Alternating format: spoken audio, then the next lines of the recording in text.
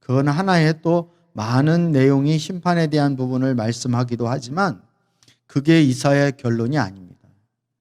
이사야에서 진짜 말씀하고 싶은 내용은 진짜 이사야 40장부터 이사야 끝장 66장까지, 즉 하나님의 회복과 부흥에 대한 말씀을 하시는 거예요. 이처럼 우리 신앙에도 신앙의 여정이라는 게 있습니다. 그래서 어떨 때는 신앙이 이렇게 부흥기가 있으면 신앙의 쇠퇴기가 있고 침체기가 있기도 하고, 그래서 한국 교회의 부흥의 시기라기보다는 지금은 영적인 침체기의 시기고, 또 우리가 신앙생활 하다 보면 어려울 때가 있는 것입니다. 그래서 우리는 부분적으로만 이렇게 생각을 하고 그것으로 내가 신앙생활이 이렇다, 하나님이 이렇다, 기독교는 이렇다, 이렇게 단정을 내리면 아주 우리는 낭패를 볼 수가 있습니다. 신앙의 부도를 맞을 수가 있는 거죠. 그래서 여러분이 정말 근시안적인 신앙을 갖지 마시고 원시안적인 신앙을 가져서 힘들고 어려울 때일수록 멀리 내다보고 또 지금까지 인도하신 하나님의 은혜를 깊이 멀리 바라볼 수 있는 그런 하나님의 자녀가 되어질 수 있기를 축복합니다.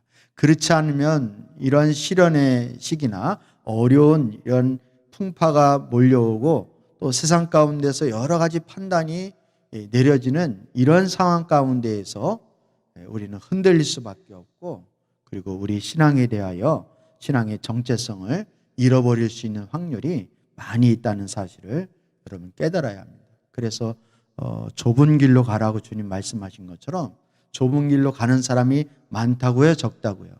좁은 길로 가는 사람은 적다 그랬습니다. 어디로 가는 사람이 많다고요? 넓은 길로 가는 사람. 근데 좁은 길로 가야 그 길이 의의 길이고, 즉 옳은 길이고, 그 길이 생명의 길이고 영생의 길입니다. 근데 평탄한 길, 모든 사람들이 다 원하는 그러한 넓은 길로 가게 되어질 때는 그 길이 멸망의 길이 되어질 수도 있다는 사실을 우리는 깨달아야 하는 것입니다. 여러분, 그래서 우리는 우리 스스로의 판단과 생각으로는 이 어려운 시기를 우리의 생각과 판단으로 이겨나가기가 불가능한 거예요. 불가능한 거예요.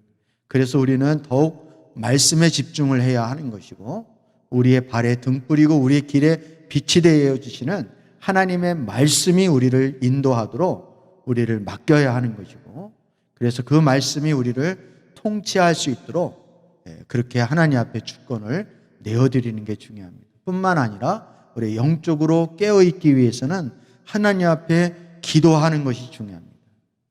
그래서 우리의 마음과 생각을 친히 주님이 다스리시면 우리 마음 가운데 평안이 올 것이고, 그리고 하나님의 의중과 뜻을 선명하게 알 수 있는 그런 심령의 상태가 되리라 믿습니다.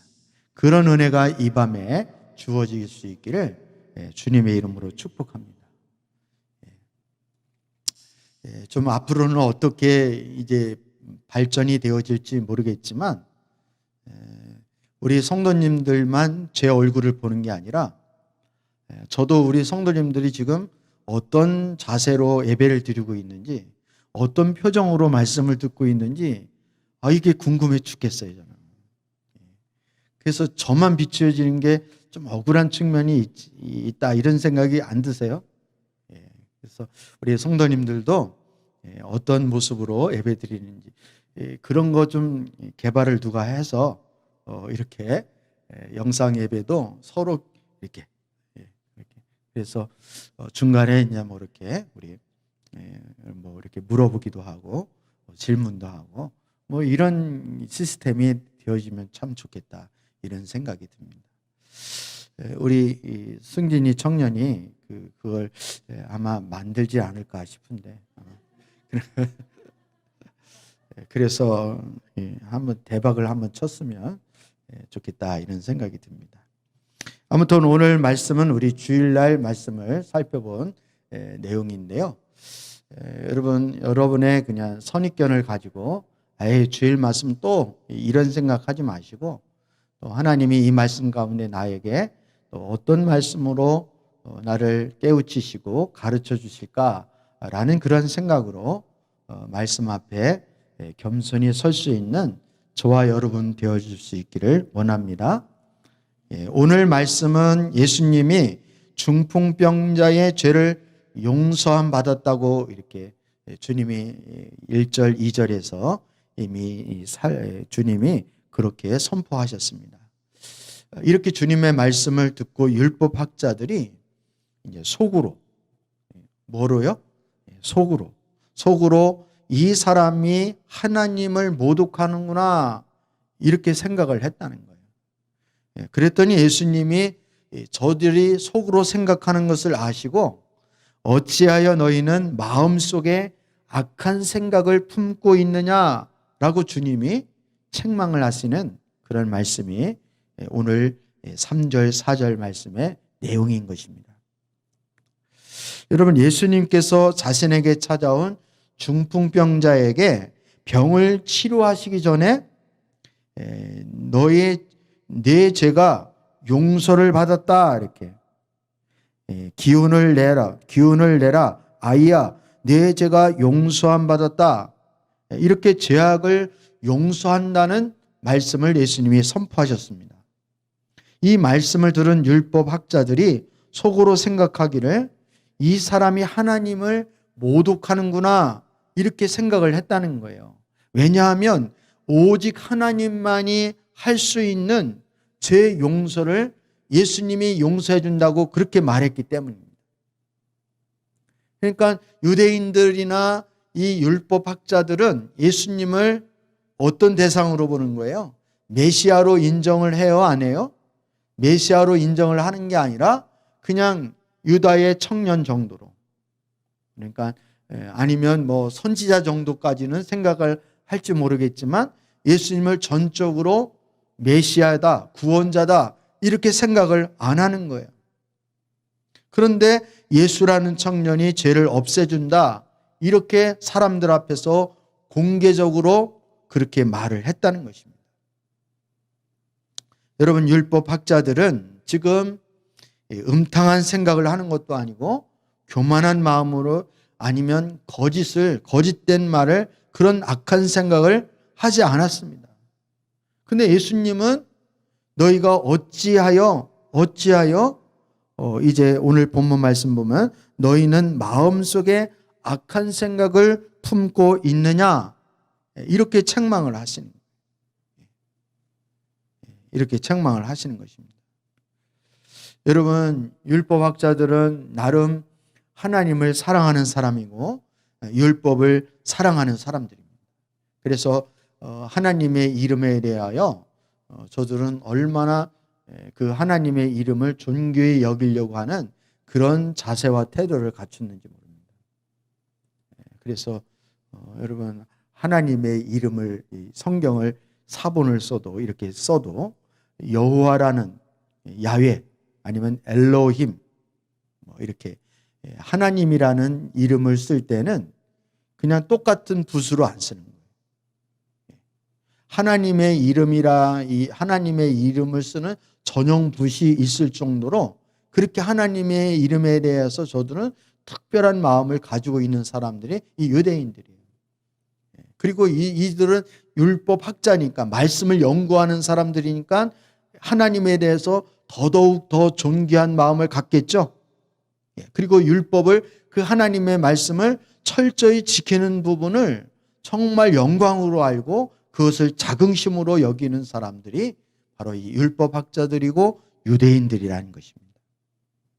따라서 저들의 믿음, 저들의 신앙, 저들의 신학으로 보면 예수라는 청년이 함부로 죄를 용서해 주겠다라는 이 청년의 말을 그냥 저들은 묵과할 수가 없다는 거예요. 그냥 보고만 앉아서 보고만 있을 수 없다는 거예요. 저들의 양심상, 저들의 신앙의 양심상 그것을 그냥 보고만 있을 수가 없다는 것입니다. 그래도 이 율법학자들은 대중 앞에서 예수님을 야단치거나 면박을 주거나 아니면 큰 소리로 예수님에 대해서 야유를 퍼붓지 않았습니다. 존귀하신 하나님의 이름을 능멸하고 모독을 했지만 이 율법학자들은 예수님에 대하여 참고 또 참았다는 것입니다. 그런데 갑자기 예수님이 저희 율법학자들에게 악한 생각을 하느냐라고 공개적으로 책망을 하고 계시다는 것입니다. 뭐가 악한 생각이냐는 거예요. 뭐가 악한 음란한 생각을 한 것도 아니고 교만과 시기의 마음을 가지고 있는 것도 아니고 이 율법학자들은 오직 하나님의 이름이 모욕을 당하는, 하나님의 이름이 모욕을 당하는 거에 대해서, 그거에 대해서 마음이 불편하고 그거에 대해서 안타까워하고 있는데 왜 예수님은 저들에게 악하다고, 저희의 생각이 악하다고 말씀을 하시느냐는 거예요. 오히려 예수님의 판단이 실수한 것처럼 보이고 예수님이 너무 지나친 처사를 보이는 것처럼 그렇게 여겨진다는 것입니다. 여러분, 하나님이 처음 사람을 창조하실 때 우리 사람을 어떻게 창조하셨을까요? 인간의 생각이, 하나님이 처음 인간을 창조하실 때는 항상 선하고 정직하고 아름다운 고운 마음으로 하나님이 우리 인간을 창조해 주셨습니다. 그러나 인간은 하나님이 주신 그 생각과 판단의 능력, 즉 자유의지라고 그러죠. 이 자유의지를 하나님을 더욱더 사랑하고 하나님과의 더 친밀한 관계를 이제 하는데 사용하는 것이 아니라 도리어 하나님을 멀리하고 하나님을 떠나는 판단과 생각을 했다는 것입니다. 어떻게 하면 하나님같이 되어질 수 있을까? 어떻게 하면 하나님처럼 높은 자리로 올라갈 수 있을까? 어떻게 하면 더 지혜로울 수 있을까? 어떻게 하면 더 아름다울 수 있을까? 이런 생각과 판단으로 인간은 도리어 그 생각과 판단을 하나님을 떠나고 하나님의 뜻을 해하는 그러한 생각과 판단으로 바뀌었다는 것입니다. 이것이 인간의 죄라는 거예요. 그래서 자신들의 생각으로 울타리를 만들고 그 안에서 자신만을 위한 판단과 생각을 인간들은 하기 시작했습니다. 이게 죄의 영향력이라는 것입니다. 그래서 한마디로 말하면 사람들은 더 이상 하나님 중심의 생각을 하는 것이 아니라 누구 중심의 생각을 한다고요? 자기 중심의 생각. 우리는 다른 사람에게 서운한 마음을 갖거나 아니면 때로는 칭찬하는 말을 한다 할지라도 그것이 자기 중심에, 자기에게 이로우면, 자기에게 잘해주면, 자기를 사랑하면, 자기에게 이로우면 다 좋은 사람이고 자기에게 맞지 않는 사람은 다 나쁜 사람이 되거든요. 생각이나 판단이 다 누구 중심이에요? 자기 중심으로 바뀌는 것입니다. 이러한 인간의 죄로 말미암아 선한 생각을 할 수 없고 옳은 판단을 할 수 없는 그러한 인간들을 예수님은 정확히 보고 계시고 알고 계시다는 것입니다. 그래서 예수님은 율법학자들의 잘못된 생각을 정확히 알고 계셨기 때문에 율법학자들은 예수님이 하나님만이 할 수 있는 죄를 용서할 수 있느냐고 오히려 하나님을 모독했다고 저들은 생각을 했습니다. 그렇지만 예수님은 저들의 잘못된 생각과 판단을 고쳐주시고 싶으셨다는 거예요. 그래서 예수님을 대적하고 무시하고 단지 예수님을 평범한 인간으로 이해하는 잘못된 생각이 오히려 하나님에 대하여 예수님이 하나님을 신성 모독하는 것이 아니라 저들이 하나님을 신성 모독한다고 주님은 정확하게 드러내시고 가르쳐 주시고 지적을 해 주셨습니다. 예수님은 인류를 구원하기 위해서 이 땅의 메시아로 구원자로 오셨습니다. 그래서 예수님이 누구신가? 이 땅에 오신 예수님이 누구신가? 이 예수님에 대한 정체성이 불분명하면 예수님에 대해서 오해할 수밖에 없고, 그래서 예수님에 대한 생각과 판단이 선할 수가 없고 올바를 수가 없는 거예요. 이건 오늘날 우리에게도 똑같습니다. 예수님을 단순히 나를 도와주는 어떠한 뭐랄까요? 그냥 나를 도와주는 그러한 도우미 정도로 생각을 하거나, 아니면 예수님은 그냥 나를 가르쳐주는 선생님 정도로 생각을 하면은 예수님에 대해서 우리가 바로 바른 정체성을 가지고 있는 게 아니에요. 그러면 우리가 예수님에 대해서 아무리 좋은 의도로 생각한다 할지라도 하나님 편에서는 우리의 생각이 악할 수밖에 없고 우리의 판단이 잘못되어질 수밖에 없다는 것입니다. 네. 여러분, 이 율법 학자들에게 예수님이 왜 너희가 어찌하여 너희 마음속에 악한 생각을 품고 있느냐, 이런 질문을 하셨잖아요. 그럼 뭐가 악한 생각이냐는 거죠. 뭐가 악한. 지금 예수님은 철저하게 누구 중심에서 악한 생각을 지금 정의를 내리고 있는 거예요? 예수님 편에서 정의를 내리고 있는 거예요. 사람 편에서 내리고 있는 거예요. 윤리적이고 도덕적인 차원에서 악하다고 주님이 그걸 해석하거나 그런 평가를 내리는 게 아닙니다. 예수님을 그저 구원자가 아니라 평범한 인간으로 생각하는 그 자체가 악한 생각이라. 따라서 저와 여러분도 예수 그리스도가 나의 구원자, 나의 주인으로 생각하지 않으면 우리는 아무 좋은 의도로 얘기했다 하더라도 우리 생각이 하나님 편에서는 악할 수가 있다는 거예요. 다른 생각은 용서받을 수 있지만 예수님을 우리의 구원자로 메시아로 받아들이지 않는 것처럼 그것처럼 악한 생각은 없다는 것입니다. 그래서 다른 것은 용서받아도 예수님을 부인하는 것에 대해서는 용서받을 수가 없게 되는 것입니다. 여러분, 우리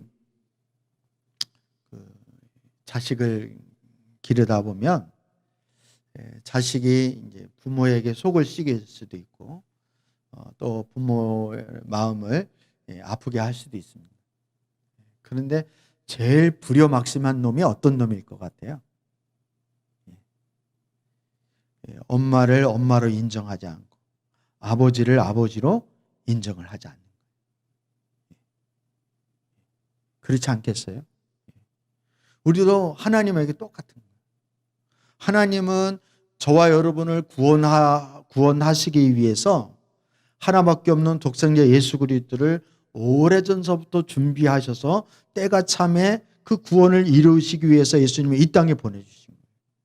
그리고 그 아들의 생명까지도 희생을 하면서 그 대가를 지불하면서까지 하나님의 구원의 역사를 이루었는데도 불구하고 그 아들을 구원자로 인정을 안 하는 거예요. 메시아로 인정을 안 하는 거예요. 이거보다 하나님 앞에 더 악한 생각이고 이거보다 더 하나님을 신성 모독하는 것이 없다는 사실을 여러분이 복음의 관점에서 볼 수 있는 눈이 열려야 돼요. 아멘입니까, 여러분?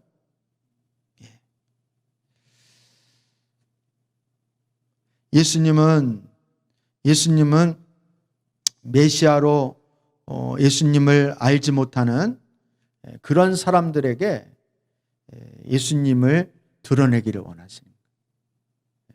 그래서 중풍병자, 영적인 중풍병자는 사실은 육적인 중풍병자보다 영적인 중풍병자가 훨씬 더 심각한 것인데 이 율법 학자들이 바로 영적인 중풍병자예요. 왜 영적인 중풍병자라고 말을 하냐면 예수님이 누구신지를 모르니까. 예수님은 이러한 영적 중풍병자인 율법학자들을 고쳐주기를 원하셨습니다. 예수님은 신적 능력으로 인간의 내면의 모든 생각을 아시고 볼 수 있는 그런 하나님이십니다. 예수님은 인간의 악한 생각과 판단을 용서하시고 그리고 그 판단을 고쳐주기를 원하셨습니다. 그래서 그 악한 생각을 드러내시는 거예요. 그리고 인간들은 신성 모독이라고 오히려 저들의 생각을 드러낼 때마다 저들은 예수님을 비난하고 예수님을 욕하고 정죄를 했습니다.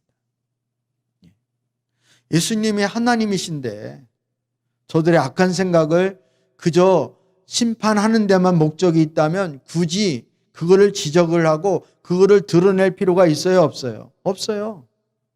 그거에 대해서 주님이 거론을 하시는 이유, 책망을 하시는 이유는 그 궁극적인 것은 뭐를 하시기 위해서 그런 거예요? 저들을 고쳐주기 위해서 그런 거예요.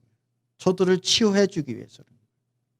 하나님이 이사야 선지자를 통해서 계속 심판을 말씀하시는 이유는 그냥 말씀 안 하고 선지를 통해서 말씀 안 하고 그냥 불을 내리든지 뭐 홍수를 내리든지 바로 하나님이 즉시 심판을 해도 뭐 아무 하나님 앞에 뭐 항의를 할 수가 없어요. 그런데도 불구하고 하나님은 그렇게 하지 않으셨어요. 왜? 심판하는 자체의 목적이 있는 게 아니기 때문에 그런 거예요. 그래서 저들이 돌아오라고 깨우치라고 하나님께 나오라고 하나님께 기도하라고 그렇게 계속 반복해서 말씀하시고 여러 각도로 말씀하시고 여러 번 말씀하시는 이유가 바로 여기에 있는 것입니다. 예수님이 이 땅에 오셨어도 그 악한 율법학자들의 그 속이 악하다는 것을 뻔히 알면서도 주님은 계속 저희의 마음을 계속 지적을 하고 드러내기를 원하시는 거예요. 드러낼 때마다 한 번도 저들은 자신들이 그렇다라고 인정하지도 않고 예수님 앞에 겸손히 회개하려고 하지도 않고 계속 예수님을 죽이려고 하고 반박하고 그리고 예수님을 미워하는 것 뻔히 알면서도 주님은 계속 그렇게 하시는 거예요. 주님 바보라 그런 게 아니라 분위기 파악을 못해서 그런 것이 아니라 저들을 치유하시고 고쳐주기를 원하시기 때문에 그런 것입니다. 이게 주님의 은혜예요.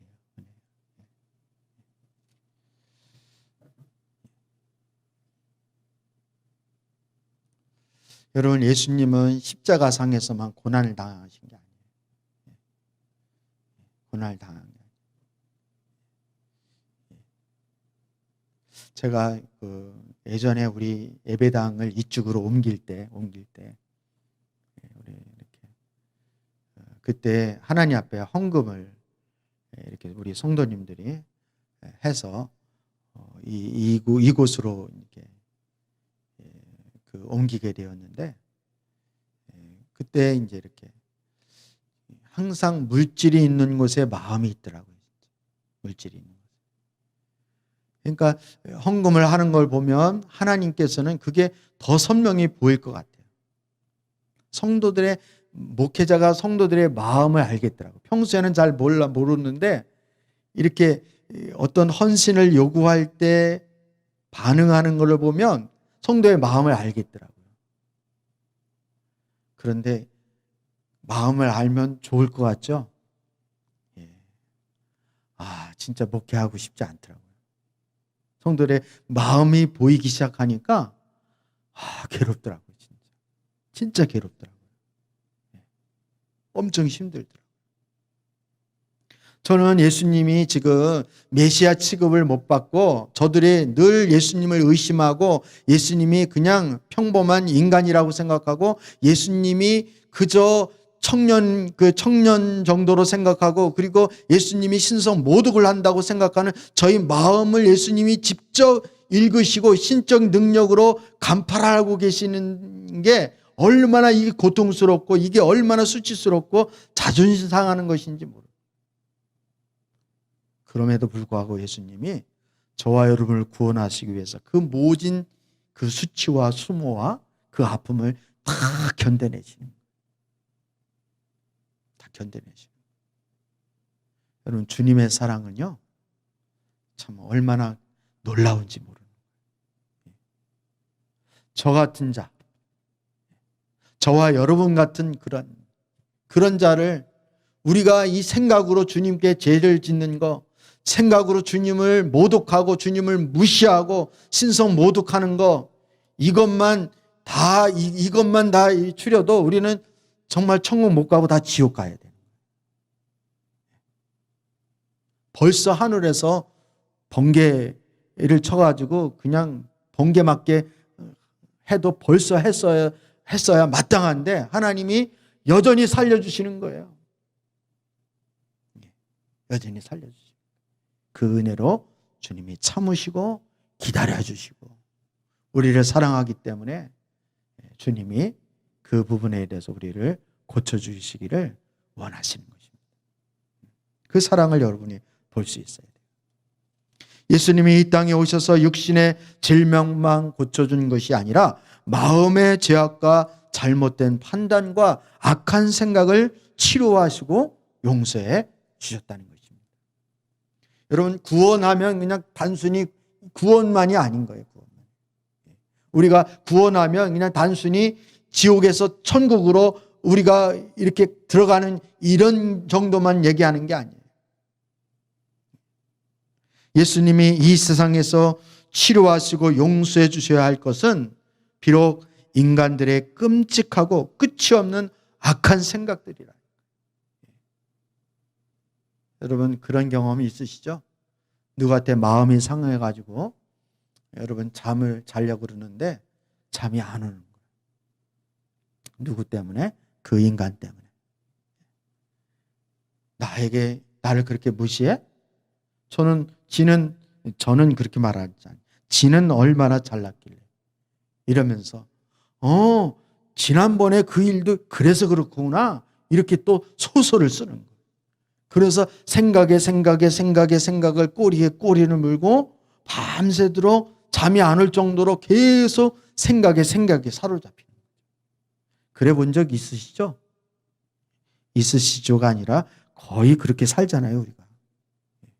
우리가 많은 쓸데없는 생각을 많이 걱정하고 판단하고 정죄하고 미워하고 서운해하고 애로워하고 뭐 이런 오만갓 생각들이요. 여기에 우리는 눌리는 거예요. 여기.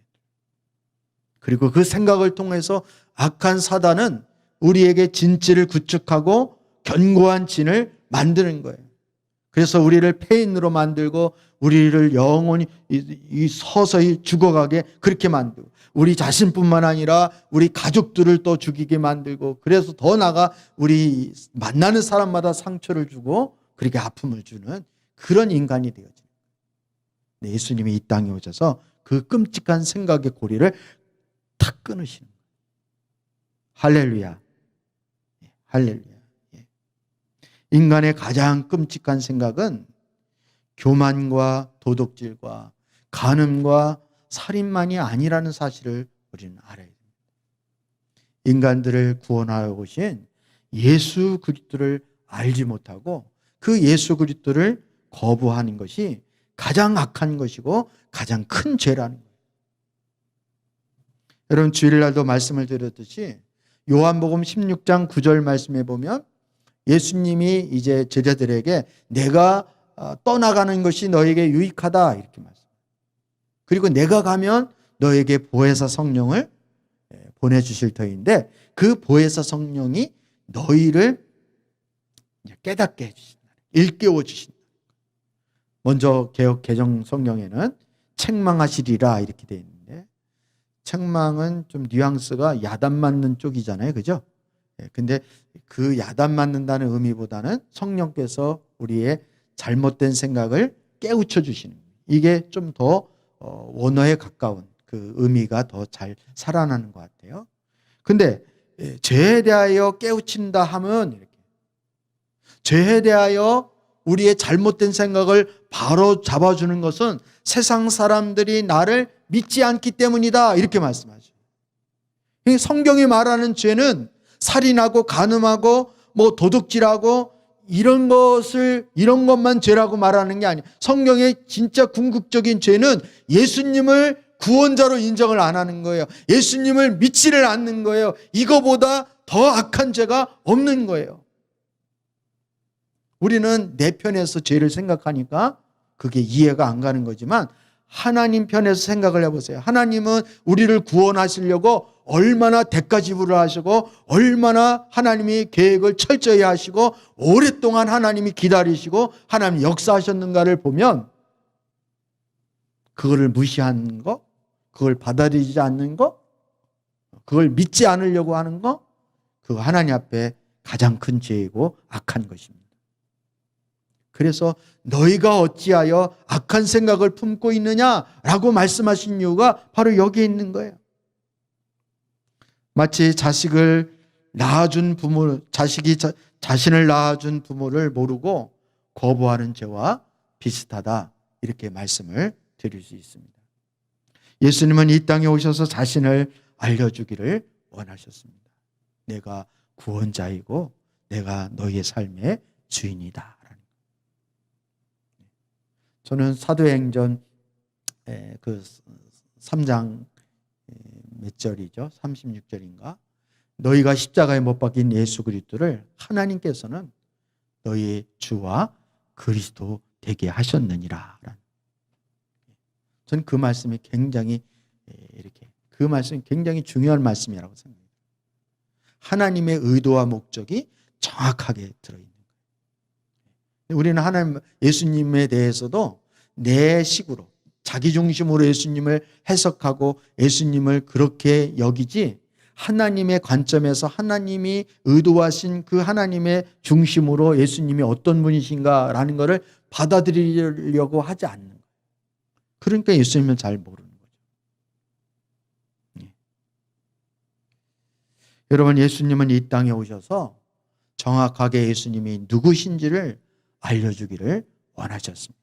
그래서 자신의 큰 능력으로 사람들의 생각을 말하고 사람들의 잘못된 판단을 지적을 해주신 거예요. 왜냐하면 예수님이 어떤 분이신지를 저들이 정확히 알아야 하기 때문에 저들의 마음의 속까지도 주님은 지적을 하시는 거예요.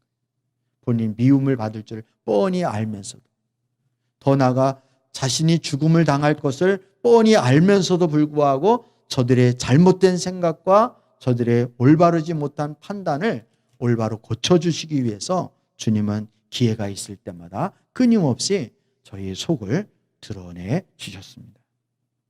그래서 악한 마음이 선한 마음으로 바뀌도록 역사해 주시는 거예요. 인간의 마음을 바꿀 수 있는 분은 오직 예수님밖에 안 계시기 때문입니다. 그분이 바로 인류를 구원하신 그리스도이십니다. 인간의 판단은 사람의 속을 모르기 때문에 상처를 당하기도 하고 상처를 받기도 합니다. 그래서 여러분, 우리 사람의 마음을 다 알면은 뭐 실패하거나 상처받을 사람이 어디 있겠습니까? 모르니까 결혼도 하고, 모르니까 같이 사업도 하고, 모르니까 또 사기도 맞고. 근데 또 사기 맞는 사람이 또 맞더라고요. 참 희한하죠. 같은 반복을, 같은 거를 우리 인간이 안 할 것 같은데 또 하는 거예요. 또 하는 거예요. 그 인생이 고달픈 거예요. 돈에 속고, 사랑에 속고, 또 뭐에 속죠? 아무튼 속는 거예요. 속는 거예요. 왜? 모르니까. 그 속을 모르니까. 10길 물쓰고 알아도 한 길 사람 속의 마음을 우리는 모르는 거예요. 그러나 예수님은 다 아시는 분이십니다. 예수님의 판단은 언제나 정확하고 분명한 분이십니다. 그리고 악한 생각을 좋은 생각으로 바꿀 수 있는 분이 우리 예수 그리스도. 따라서 우리가 생각을 할 때, 판단을 할 때 내가 하는 것이 아니라 예수님의 판단을 받아들이고 예수님께 맡기는 그런 생각과 판단이 되어질 때 우리는 실패하지 않을 수가 있는 거예요. 진정한 판단은 우리의 생각을 예수님의 생각으로 바꾸어서 예수님의 판단을 받아들이는 것입니다. 아멘입니까, 여러분? 그런데 예수님이 말씀하시고 생각하시면 꼭 우리와 반대로 생각하는 것 같잖아요. 그거는 신약에서뿐만 아니라 아예 구약에서부터 하나님 그걸 말씀하셨어요. 너희 생각과 나의 생각이 같다고요? 다르다고요? 다르다. 너희 길과 나의 길이 다르다. 이렇게. 그러니까 예수님의 길과 우리의 길이 분명히 다르니까, 그러면 예수님을 따라가려면 우리 생각을 뭐 해야 돼요? 내려놔야 돼요. 그래서 예수님 따라가는 사람의 첫째 조건이 잘생겨야 된다, 이거 아니에요. 돈 많아야 된다, 이것도 아니에요. 아니면 공부를 많이 해야 된다, 이것도 아니에요. 키 1m 80 이상이어야 된다, 이것도 아니에요. 자기를 부인하는 사람이 첫 번째 조건이 자기를 부인하고 자기 십자가를 지는 자가 나를 쫓을 것이다. 왜? 자기가 똑똑하고 자기가 잘났는데 자기 부인하고 예수님 따르겠어요? 그래서 예수님의 제자들이 다 똘똘하지가 않은 거예요.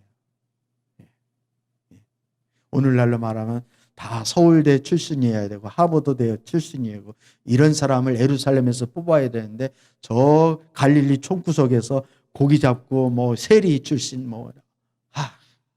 도통 마음에 안 들어요. 진짜 컨트리 꽂고 아주 그냥 시골 뛰기, 이런 그 친구들을 예수님의 제자로 삼는데, 이거는 뭐 예수님이 정말 분별력이 없어도 저렇게 없을까? 그렇게 다 율법학자나 종교 지도자들이나 제사장들은 다 그렇게 생각을 했을 거야. 그런데 여러분, 예수님의 판단은 정확하고 지혜롭습니다. 아멘입니까, 여러분? 그래서 우리가 예수님 판단을 못 믿기 때문에 오늘날도 신앙생활을 하면서 예수님 따라가려고 하지 않는 거예요. 얼마나 다 똑똑한지 예수님 따라가다는 다 부도 맞을 거라고 생각합니다. 다 코로나 다 걸릴 것 같고, 교회 나오면. 그리고 믿음 생활 하다가는 이거 부도 다 맞을 것 같고 재산 쫄딱 망할 것 같고 아주 홀딱 베껴 먹을 것 같은 그런 두려움과 그런 생각으로 가득 차는 거예요.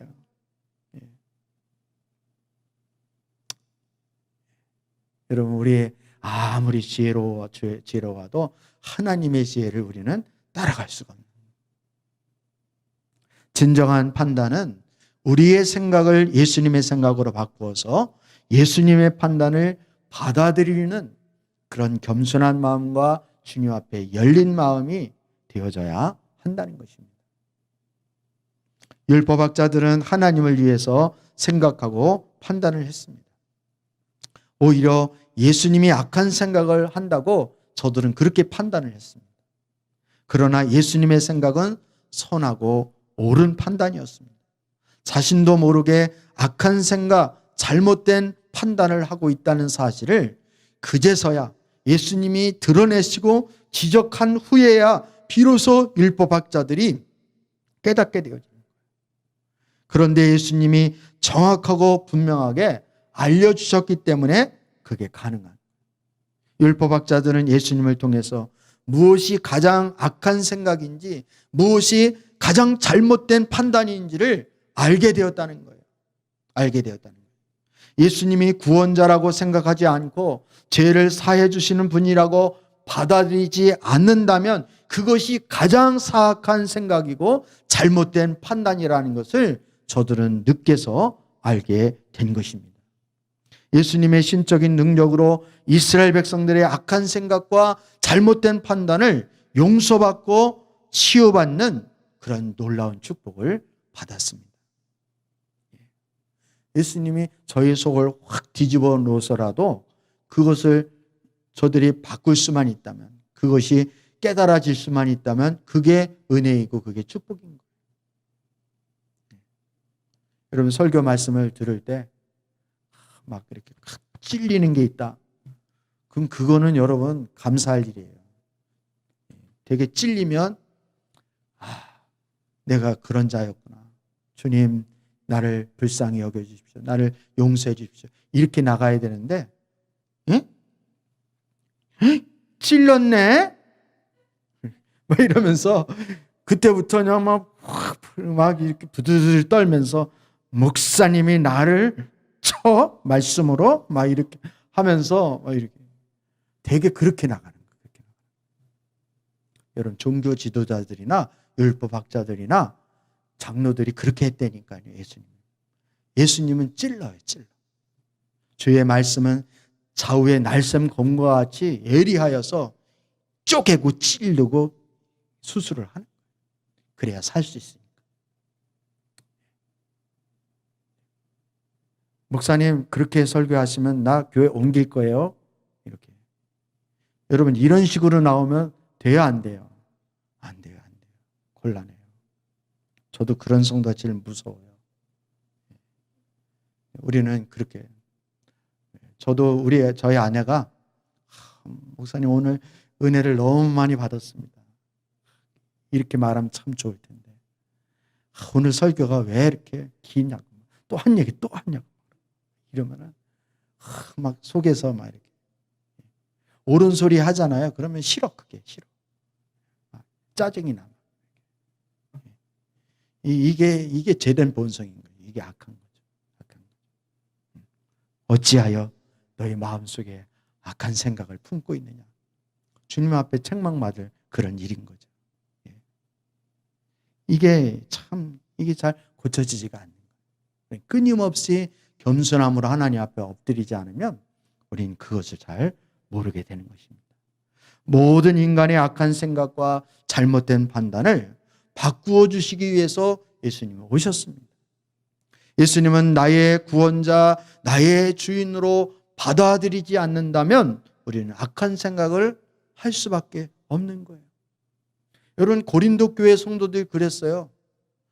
우리는 예수님파, 나는 게바파, 나는 아볼로파, 다 훌륭한 분들이에요. 그러면 각자 자기 나름대로는 자기 생각대로는 다 누구를 위하고 교회를 위한다고 생각했어요? 다 교회를 위하고 하나님 나라를 위하고 하나님을 위한다고 생각한 거예요. 근데 사도 바울이 고린도 전서에서 십자가 복음을 전하잖아요. 너 아볼로가 최고라고 하는 것도 내려놔. 너 게바가 최고라고 하는 것도 내려놓고 심지어 예수님이 최고라고 하는 것도 내려놓고 다 십자가 앞에 다 내려놓고 자기를 부인해야 되는 거야. 그리고 예수님이 나의 구원자, 나의 주로 그렇게 영접하지 않는 생각들, 그 예수님의 통치와 주권을 인정하지 않는 그런 생각들은 다 악한 거야. 따라서 내려놔. 십자가의 복음이 실제가 되어야 되는 거야. 이렇게 말씀하십니다. 여러분 무슨 말인지 이해되시죠? 예를 들어 뭐 그런 일은 없겠지만 교회가 분쟁이 일어나잖아요. 그러면 이른파 갈라졌다. 그러면 이 파에게 가서 물어보면 자기도 하나님을 위해서 그런다 그러고 교회를 위해서 그런다 그러겠어요? 안 그러겠어요?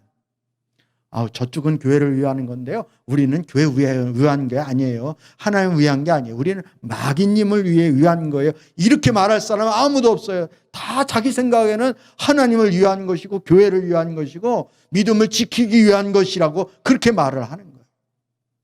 근데 하나님 보실 때는 악한 거예요. 왜? 주님 앞에 주도권을 내려놓지 않으니까. 복음의 관점에서 보지 않기 때문에 그런 것입니다. 그 악한 생각이 바로 자신을 죽이는 것이고 교회를 망가뜨리는 것이고 주변 사람들을 죽이게 되는 거예요.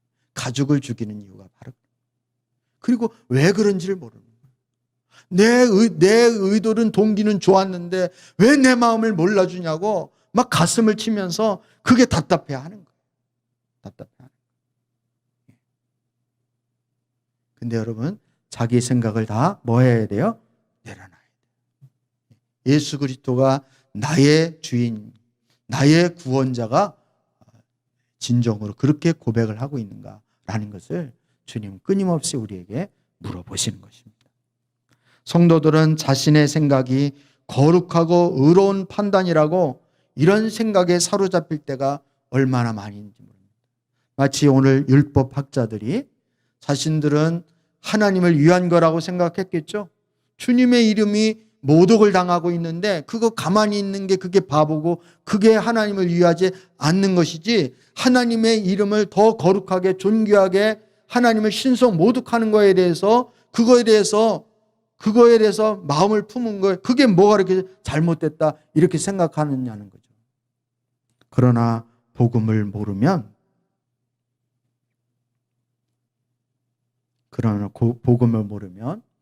가장 악한 생각이고 잘못된 판단일 수 있다는 것입니다.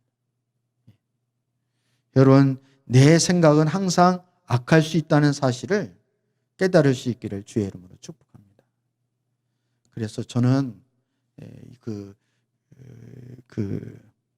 노아 홍수 때, 창세기 보면 노아 홍수 때 하나님의 아들들이 사람의 딸들을 보고 그 아름다움을 보고 자기가 좋아하는 자로 다 아내를 삼았다 그러잖아요.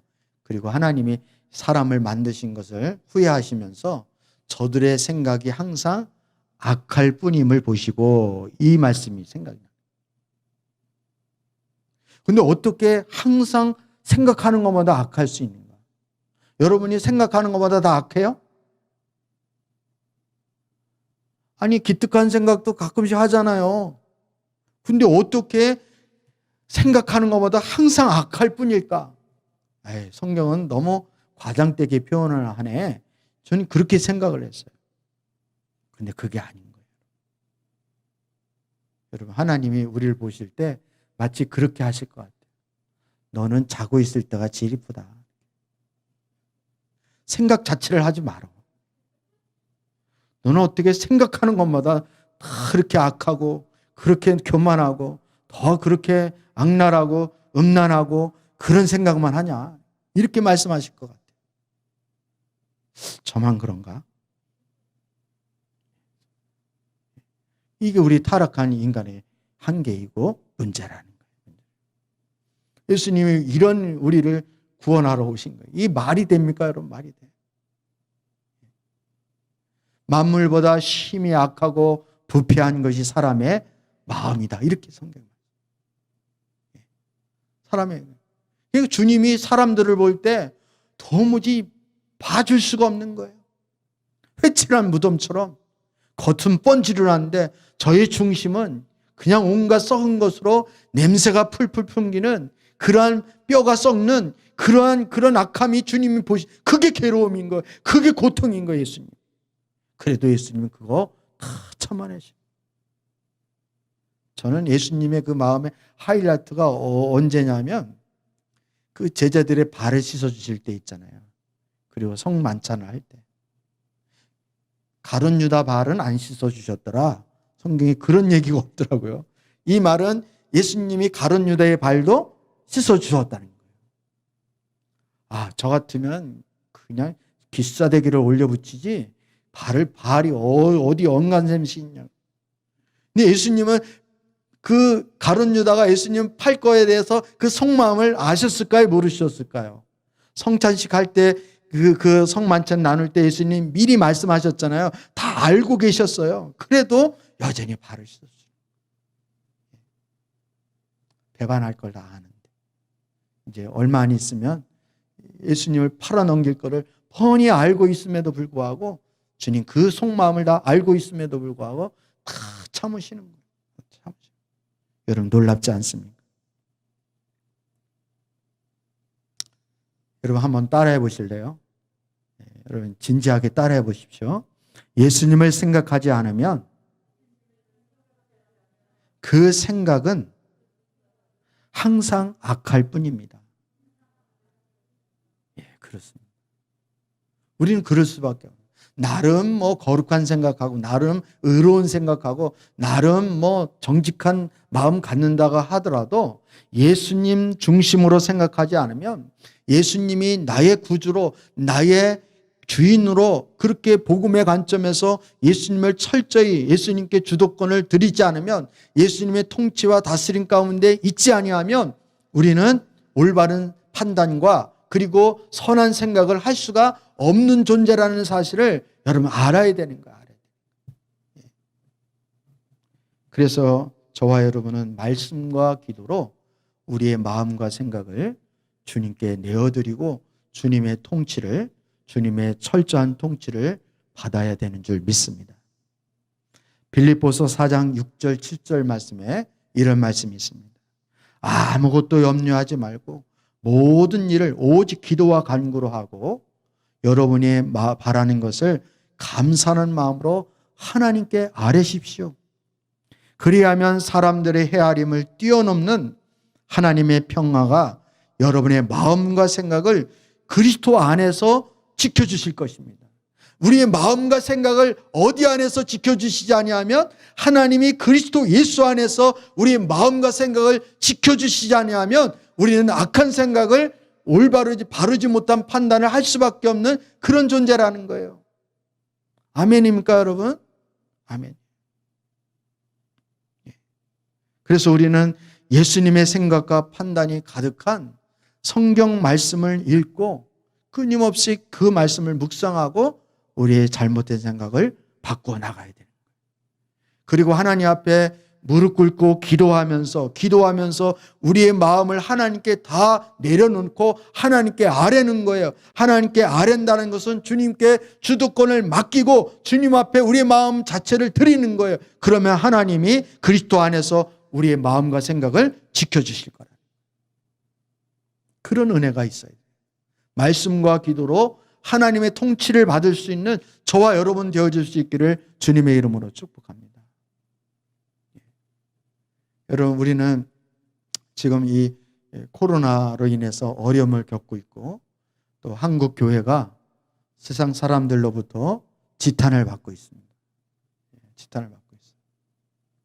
다 자기 옳은 소견대로 사람들이 다 얘기를 하는 거예요. 그럼 우리는 우리 생각과 마음이 예수님께서 지켜주시지 아니하면, 즉 예수님의 통치 가운데 있지 아니하면 우리는 바다 물결에 요동하는 파도와 같이 이리 쓸렸다 저리 쓸렸다 이렇게 하는 거예요. 이 사람이 얘기한 매스컴에서 이렇게 얘기하면 그 말이 맞는 것 같고, 아니다 그러면 또 아닌 것 같고, 여당이 말하면 여당 말이 옳은 것 같고, 야당이 말하면 또 야당 말이 옳은 것 같고, 이렇게 저리 이렇게 쓸리는 거예요. 그리고 특별히 여러분, 우리가 힘들고 어려울 때는 다 누구 생각으로 그 상황을 판단을 합니까? 자기 판단으로, 자기 생각으로 그걸 판단하려고 할 때가 얼마나 많이 있죠. 마치 이사야 시대 때의 이스라엘 백성들처럼 왜 우리가 강대국에 이렇게 시달려야 되는가? 우리가 왜 이렇게 부들부들 떨고 매일 염려하고 두려움에 빠져 있어야 되는가? 도무지 그게 인정이 안 되어지는 거예요. 하나님이 우리를 사랑한다며, 우리가 하나님 백성이라며. 근데 하나님이 왜 하나님 사랑한다고 그러고 그 하나님 사랑하는 백성들을 그냥 이렇게 내버려 두시느냐는 거죠. 하나님은 살아계신다고 하면서 왜 한국교회가 세상으로부터, 언론으로부터 그렇게 조롱을 당하고 핍박을 당하고 그렇게 우습게 여김을 당하는데도 불구하고 하나님은 왜 반전을 안 시키고 왜 오늘도 또 교회에서 코로나가 또 터지냐는 거예요. 아주 미치겠어. 아주. 하나님은 해도 너무 하시는 거예요. 내 생각이 있어요, 없어요? 여러분, 국가적으로나 개인적으로나 우리 가정이나 어려움이 오면 내 생각이 있어요, 없어요? 밀물처럼 내 생각이 계속 끊임없이 계속 몰려오는 거예요. 그 내 생각과 내 판단으로 그 상황을 보려고 하면은 끝도 없는 거예요, 끝도 없는 거예요. 그 결국은 믿음이 흔들리는 거고 결론은 하나님을 믿어도 소용이 없네, 믿음으로 불신을 갖게 되고 하나님을 떠나게 되거든요. 여러분, 심지어 내 생각으로 이해가 안 되어져도 그런 믿음으로 하나님께 나갈 수 있기를 주님의 이름으로 축복합니다. 하나님의 판단과 하나님의 결정과 주님의 생각은 항상 옳습니다. 하나님이 절대로 잘못될 수가 없습니다. 하나님 지금도 살아계십니다. 이런 믿음으로 하나님을 신뢰하여 주님만을 의지하여 나가는 것입니다. 내가 흔들릴 때마다 하나님 앞에 회개하면서 하나님, 내가 믿음이 없어서 흔들립니다. 나의 죄를, 나의 연약함을 불쌍히 여겨달라고 하나님 앞에 은혜를 구하며 주님 앞에 기도로 나가는 것입니다. 오늘 아침에 히스기야 왕처럼 여러분, 랍사게를 통해서 사내들임이 그렇게 하나님 이름을 조롱하고 그런 끝까지 압박을 하고 있는 그 사내림의 그 서신 앞에서 히스기야 왕이 그냥 그걸 확 찢어버리면서 하나님을 원망하고, 에이, 나 예수 안 믿어, 나 하나님 안 믿어, 이렇게 뿌리칠 만도 한데 히스기야 왕은 그러지 않아요. 오히려 그 서신을 하나님 성전으로 가져가서 그걸 펴놓고 하나님 이렇습니다. 주님, 이 민족을 살려달라고. 온 민족 가운데 여호와 하나님만이 진정으로 참 하나님이심을 드러내 주십시오. 하나님, 우리가 이렇게 세상 사람들로부터 조롱을 당하고 하나님의 이름이 땅에 떨어지는 것은 하나님이 역사하시지 않아서가 아니라 하나님이 살아계시지 않기 때문이 아니라 우리가 믿음으로 살지 못했기 때문에 그렇습니다. 주님, 우리의 죄악을 용서해 주십시오. 우리의 잘못입니다. 하나님, 우리를 살려주시고 한국교회를 살려주셔서 이 땅 가운데 하나님의 살아계심을 드러내 주십시오. 하나님만이 참 하나님이심을 주님 드러내 주십시오. 이렇게 기도할 수 있는 하나님의 자녀가 되어져야 하는 거예요. 온통 자기 생각과 온통 자기 판단으로 다 하나님을 불신하고 하나님을 정죄하고 세상 사람이 욕한다고 해서 나도 덩달아 하나님을 미워하고 욕한다면 그게 무슨 하나님의 자녀고 무슨 하나님의 백성이 되겠느냐는 거예요. 집안 꼴이 어려우면 나라도 정신을 차려야 될 거 아니에요. 같이 그 집안에 대해서 정죄를 하면 그게 무슨 같은 식구고 자식이겠느냐.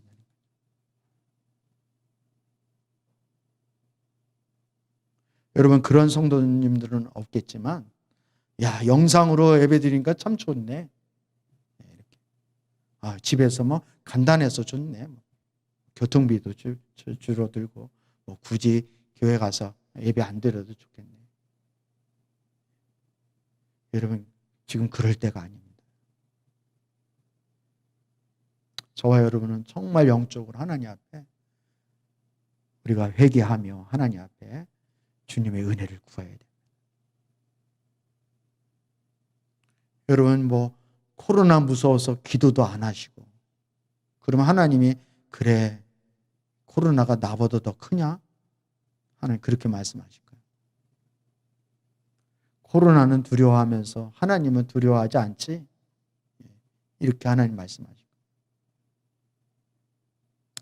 여러분, 우리 성도님들이 주님 앞에 나와서 기도하셔야 돼요. 제가 하루 종일 예배당에 있는데 여러분, 와서 기도하는 성도들이 별로 없어요. CCTV에 잡힐까 봐 안 오시는지 모르겠어요.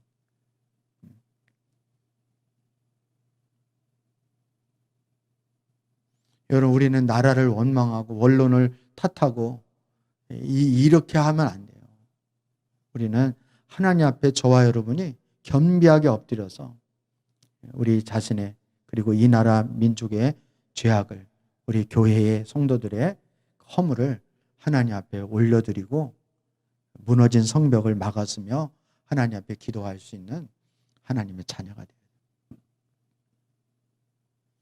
내 생각이 너무 강하니까 우리는 기도하지 않는 거예요. 하나님, 내 생각을 기도로 하나님 앞에 복종시킬 수 있기를 주님의 이름으로 축복합니다. 그러면 하나님 반드시 일하시고 그렇게 기도하는 주님의 사랑하는 자녀들을 통해서 주님의 이름을 높이시기를 원하시는 줄 믿습니다. 여러분, 우리 주중에도 우리 말씀을 드렸듯이 이 상황은 하나님이 연출을 하시는 거예요. 왜냐하면 우리를 하나님이 깨우쳐 주시기 위해서. 저는 이 코로나가 얼마나 감사한지 모르겠어요. 그래서 우리 신앙을 계속 쭉정이가 진짜 알곡인 줄 착각하고 그러다 지옥 가면 어떻게 할 뻔했어요.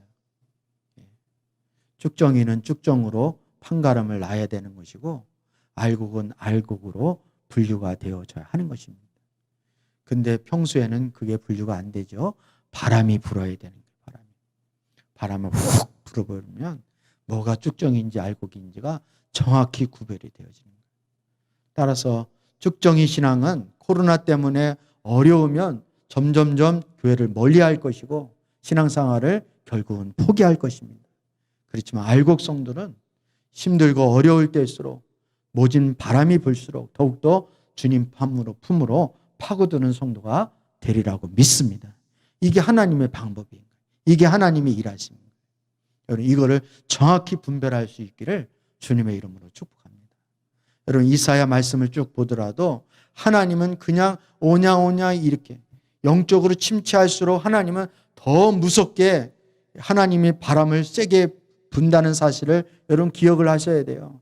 아수르를 통해서 그냥 예루살렘을 그냥 놔두지 않습니다. 완전 황무하게 만들고 그 바벨론을 통해서 성벽을 다 무너뜨리고 예루살렘 성전까지 다 불타게 만드시는 분이 하나님이셔요. 왜?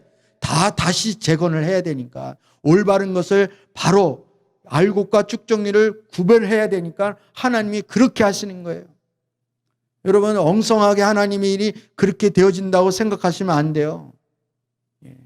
여러분, 거짓과 참이 구별이 되어질 정도로, 그래서 어줍지 않은 우리의 생각과 판단으로 하나님을 그렇게 판단하는 악한 생각을 다 내려놓을 수 있는 저와 여러분 되어질 수 있기를 원합니다. 하나님, 내 생각과 내 판단을 주님의 십자가 앞에 내려놓기를 원합니다. 주님의 판단만이 옳은 판단인 줄 믿습니다. 우리의 이성으로 다 이해가 안 가도 믿음으로 주님 따라갈 수 있는 저희들이 되어지기를 원합니다. 이렇게 기도할 수 있는 우리 사랑하는 온 성도들 되어질 수 있기를 주님의 이름으로 축복합니다. 우리 이 시간 찬양하고 기도를 하나님께 나아가시겠습니다. 우리 아까 첫 번째 불렀던 찬양,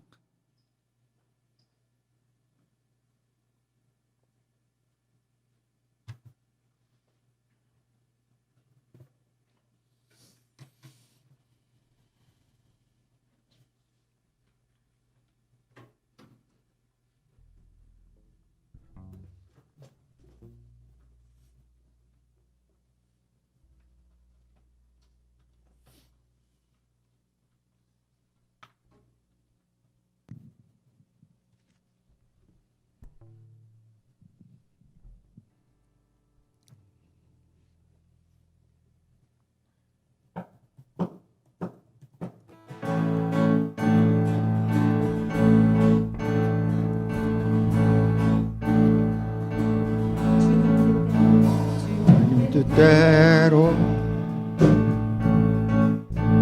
살기로 했네. 주님 뜻대로 살기로 했네. 주님 뜻대로 살기로 했네.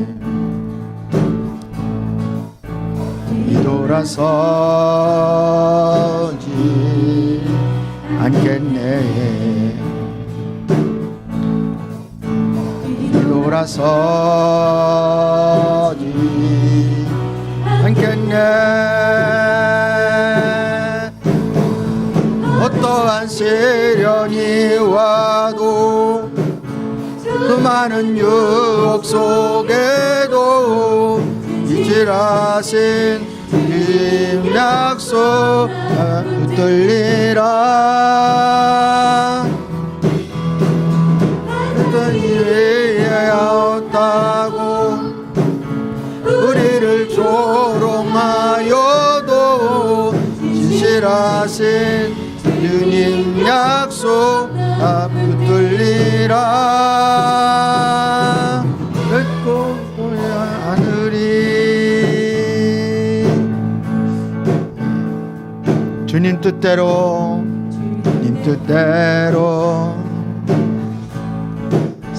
살기로 했네. 주님 뜻대로 살기로 했네. 주님 뜻대로 살기로 했네. 뒤돌아서지